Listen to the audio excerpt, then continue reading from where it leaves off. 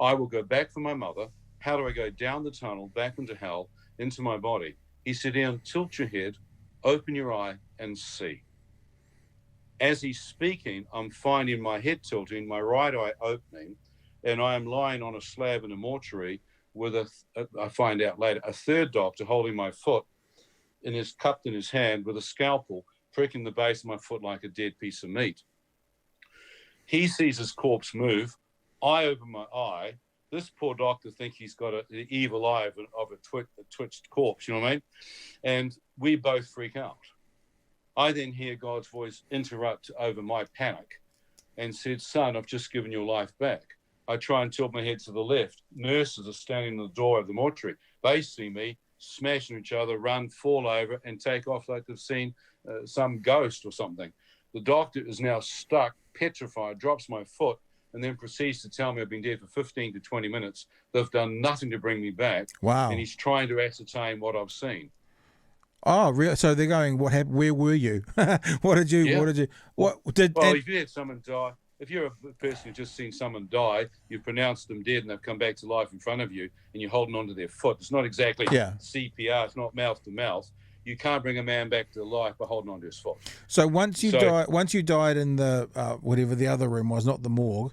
Accident emergency, A&E. So the A&E, they basically moved your body to a gurney, took you to a morgue, put you on a slab. There was no on the chest. Nothing else was attempted. There was no point because, as I said, it was a neurotoxin. They know it's pointless when your heart dead and, brain dead from the neurotoxin. It's pointless to do it. If you're drowned, heart attack, sure, go do CPR, go do mouth to mouth. Yeah. But with neurotoxin, it's killed your neurological brain. Your brain has ceased to live. So it's not near death. When you woke up again, I use that term, it's probably the wrong term, whatever. When you came back, when you were back, were you then like, I'm 100% okay? Or was there still like a massive 6 month recovery? No, I could feel nothing from my neck down. He's telling me 15, 20 minutes dead. I'm going 3 minutes, no oxygen to the brain, without artificial respiration. You're brain dead. You'll be a vegetable. So I'm thinking, oh great, God's put me back in my body, and I'm going to be on a piece of meat. So I lay there and said, God, if I've been dead that long, I need another miracle. Could you please heal my body so I can live a normal life? Otherwise, I'd rather be dead than live on a machine. As I said that, I could feel like a warmth and electricity coming from the top of my head through my physical body. I felt death coming through my feet, an icy cold sensation, life and warmth, and like a low current of power was flowing through my body. Within 3 or 4 hours, my entire body was healed. And I walked out of the hospital. Okay, so that's what I was going to say. So within 3 or 4 hours of coming back, waking up, whatever the correct term is, you were leaving the hospital under your own steam? Yeah, I went to sleep when I woke up in the morning because I made sure the whole body was moving. And then when I woke up in the morning, still in the hospital, my Creole friends were standing outside, the divers, outside my room, terrified when they saw that I was alive. And when I moved towards them, they ran. And so I got in a taxi. The doctors and nurses tried to stop me. Said, no, son, you need to stay for observation. I said, well, I feel like everything's moving. I'm okay. And I'm going back. And I've got a wedding to get to. And I'm going back to Tamarin Bay. So one thing I began to see in the super. Yeah, go ahead. One thing I'd like to know as well. So what's the time difference between getting stung and walking out of the hospital? Is that a couple of days? Is it under a day? What is it? No, I died. It was maybe 11 o'clock at night when I was hit. I died in the hospital. The next morning, I basically walk out of the hospital.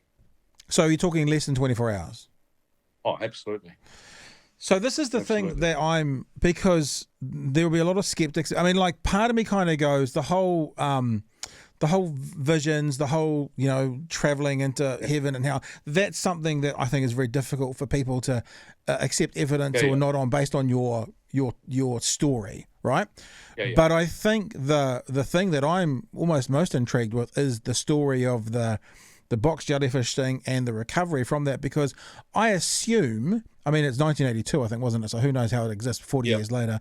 But I assume, and like I'm just going to show your website again. On your website, if people come here, people have been back and talked to, and it's on video, the nurse who looked after you in 82. They've talked to the divers who knew that you were dead. They've talked to people that dived with you.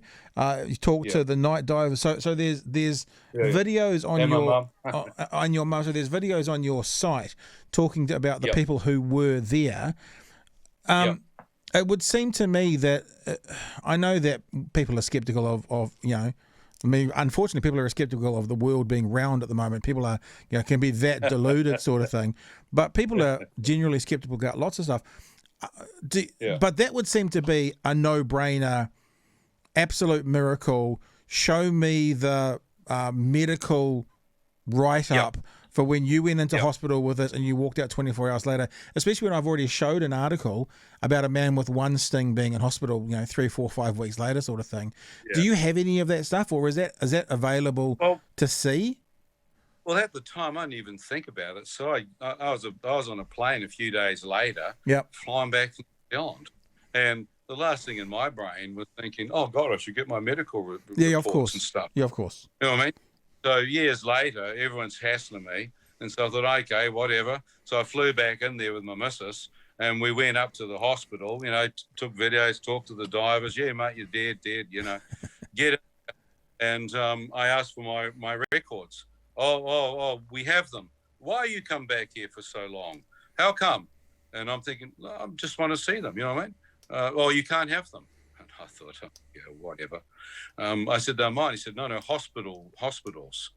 I said, look, there's a rank Xerox across the road. Let me just photocopy them and I'll come back. And he said, no, photocopy machine's all broken. You can't leave the hospital. This is hospital property. And I thought, what's wrong with this guy? This is the superintendent of the hospital. Yeah. I said, I'm not trying to sue you for malpractice or anything, mate. I died in this hospital and come back to life. He said, you can't have the records. And I said, can I at least look at them? And so I opened them up, and my wife and I looked at them. Yeah, dead. The trouble was, to when you start dealing with this stuff, people can get very, very edgy on it, and very, very defensive. And I got quite upset, actually. My wife had to drag me out and calm me down. I said, what's wrong, honey? He said, look, dear, what if you even had the records? They'd mostly call these doctors, third world doctors that misdiagnosed. He said, Jesus' records were actually messed with and mucked up with.